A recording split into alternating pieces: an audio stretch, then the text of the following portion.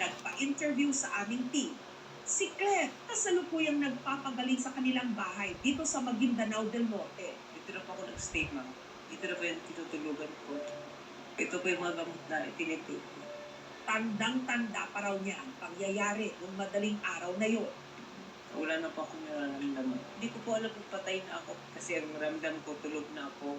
Kwento ni Claire, sa loob daw ng 5 oras na siya'y namatay, meron di umano siyang nakausap sa kabilang buhay. Puting-puti po siya. Pag ganito po yung buhok niya. Mataas po yung buhok ko. Lahat po siya puti po. Sabi ko sa Panginoon, Lord, bigyan mo po ako ng pangalawang buhay. Sabi niya, sige anak, kung bibigyan kita, sabi niya, lumaban ka.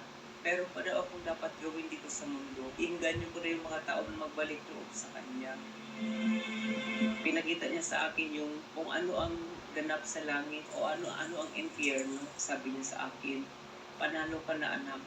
Si Claire dati palang server sa simbahan. Nakapunta ko ng Manila, para nakalimutan ko na siya. Kaya yun. Kaya ngayon magbalik loob naman ako sa kanya. Pasalamat din ako kay Lord. Kay unti-unti na rin siya nagkakain. Masaya talaga ako, ma'am. Parang naabot ko rin yung langit. Oh. Yung mga nangyari sa kanila ko na talaga makalimutan. Ang ospital tumanggi magbigay ng komento o anumang pahayag tungkol sa nangyari. Ngunit sa punto de vista o pananaw ng siyensya at ng medisina, totoo bang namatay at muling nabuhay si Claire? Base sa kwento ng pasyente, meron siyang tuberculosis na pwedeng severe. Ang tuberculosis, pag napabayaan, pwede po ito mag-cause po ng severe hypoxemia o pagbaba ng oxygen sa katawan. Pwede po itong mag-lead to comatose. Ang pagkamatay ng tao ay nadidetermine by clinical assessment. Pag wala itong pulso, wala itong paghinga, wala itong mga brain reflexes, ang isang taong namatay na ay hindi na pwedeng mabuhay. Paglilinaw ng pamilya, wala raw opisyal na deklarasyon na clinically dead na noon si Claire. Alam ko ng doktor na inatake siya ng malala. Wala man kasi wala man mga doktor doon. Mga nurse lang. Yung wala na siyang dextrose.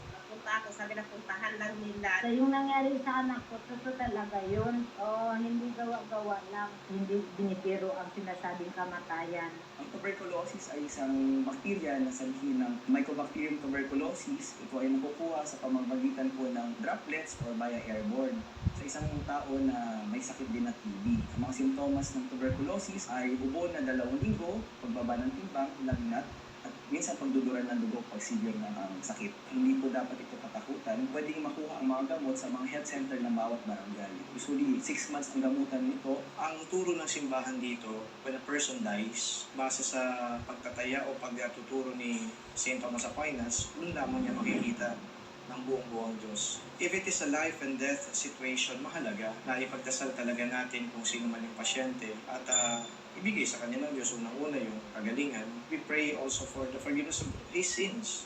Si Claire, walang hanggan ngayon ang pasasalamat. Kung may sasabihin po ko sa kanya, maraming salamat sa lahat na binigay niya sa akin. Sa pangalawang buhay, hindi po nila masabing ang Panginoon ay haka-haka lang. Totoong-totoo ang Panginoon. Para kay Claire, binigyan siya ng ikalawang pagkakataon, hindi para muling mabuhay lang, kundi para maging liwanag sa iba. Dahil minsan, kailangan nating mamatay upang tunay na mabuhay.